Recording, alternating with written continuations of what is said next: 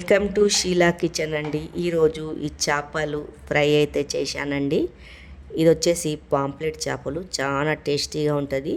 ఇది పప్పు ఎంబడైనా మనం ఉట్టిగా ఇలా తినాలంటే మంచిగా తింటామండి పిల్లలు పెద్దోళ్ళు. నేను ఒక 2 కిలోలు అయితే తెచ్చుకున్నాను.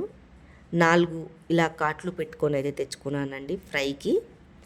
చూడండి, ఇలా 4కి మంచిగా ఒక 2 చెంచాలు కారం అయితే వేస్తున్నాను. తర్వాత 1 చెంచా పసుపు వేస్తున్నాను. మనకు రుచికి సరిపోయేంత సాల్ట్ వేస్తున్నాను. 2 చెంచాలు ఫ్రెష్ నూరుకున్న అల్లం అయితే వేసాను. ఇది వచ్చేసి చేపల మసాలా అండి. చాలా టేస్ట్ ఉంటుంది ఈ మసాలా వేస్తే. ఈ మసాలా మీకు రెసిపీ కావాలంటే కామెంట్ చేయండి, చెప్తానండి అది ఎలా ప్రిపేర్ చేసుకోవాలా మసాలా. ఇవన్నీ మంచిగా నీట్గా అయితే మొత్తం మసాలాలు ఈ చేపలు, పాంప్లెట్ చేపలకి అయితే పట్టియాల. చూడండి, లోపట అంతా ఇలా అంతా అయితే మసాలాలు అయితే ఆ కాట్ల మీద ఇవన్నీ కలిపి మంచిగా మసాలాలు పట్టియాల. చూడండి, అంతా ఇలా మసాలాలు పట్టిస్తే 1 గంట సేపు దీన్ని నానబెట్టాల. అప్పుడు అనేది ఉప్పు ఈ మంచిగా పడుతుంది. ఈ పెద్ద పెద్దగా ఉన్నాయి కదండి, ఇట్లా పొడుగు చేపలు ముక్కలు లేకుండా, అందుకే ఉప్పు పట్టాలనే 1 గంట సేపు నానబెడుతున్నాను. చూడండి, ఇలా అంతా మంచిగా అయితే కలుపుకుంటున్నాను, ఏం లేకుండా. ముళ్ళులు అయితే ఏం ఉండదండి ఈ పాంప్లెట్ చేపలలో, నడుమద్దలో ఒక్క ముళ్ళే ఉంటుంది. చూడండి, అంత మంచిగా పట్టించేయాల. ఇలా అంతా పట్టించేశాక మొత్తము 1 గంట సేపు పక్కకు పెట్టేశాక అప్పుడు ఫ్రై చేసుకొని తినాలి. అప్పుడు టేస్ట్ చాలా బాగుంటుంది. ఇది పప్పు వెంబడి, మనకు రసం వెంబడి ఉట్టిగైనా తినొచ్చు. 1 గంట సేపు అయితే పక్కకు నానబెట్టి పెట్టేశాను. తర్వాత ఒక కడాయి తీసుకున్నాను, దాంట్లో నూనె పోసుకున్నాను.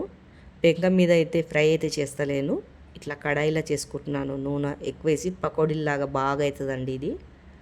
ఒక్కొక్కటి అయితే వేసేసుకుంటున్నాను. ఒక వాయకి 2 సార్లు అయితే అవుతుందండి. చూడండి, ఇలా మంచిగా కొద్దిగా సిమ్ము మంట మీద పెట్టి మూత అయితే పెట్టేయాల. మూత పెట్టి ఒక 2 నిమిషాల తర్వాత ఇట్లా తీసి అయితే చూడాలండి సిమ్ము మంట మీద. చూడండి, ఎంత మంచిగా లోపల కుక్ అయిపోతుంది, మంచి కలర్ వస్తుంది కాలి. చూడండి, మంచిగా ఇలా పక్కకైతే తిప్పుకోవాలా. 2 సైడ్ల తిప్పుకొని మళ్ళీ ఈ సైడు కాలే వరకు సిమ్ము మంట మీద మూత పెట్టి పెట్టాలా. చూడండి, ఇలా మంచిగా కాలిపోతుందండి సిమ్ము మంట మీదనే. చూడండి, మంచిగా ఇలా ఈ కలర్ అయితే వచ్చేస్తుంది. పక్కకైతే తీసేసుకుంటున్నాను. చూడండి, ఎంత బాగా కాలిపోయిందో, ఇలా బ్రౌన్గా. తర్వాత పక్కకైతే తీసేస్తున్నాను. చూడండి, ఇలా మంచిగా కాల్చుకున్నానండి. 2 ఏం చితుక్కుపోకుండా మంచిగా అవుతుందండి ఇలా పెట్టుకొని చేసుకుంటే. చూడండి, పీసెస్గా ఏం చితుక్కోకుండా మంచిగా ఫ్రై అవుతుంది. టేస్ట్ మాత్రం చాలా బాగుంటుంది. చూడండి, మీకు ఈ వీడియో నచ్చినట్లయితే లైక్, సబ్స్క్రైబ్ అయితే చేసుకోండి. ఫుల్ వీడియో అయితే మొత్తం అయితే చూడండి, షేర్ చేయండి, సపోర్ట్ అయితే చెయ్యండి.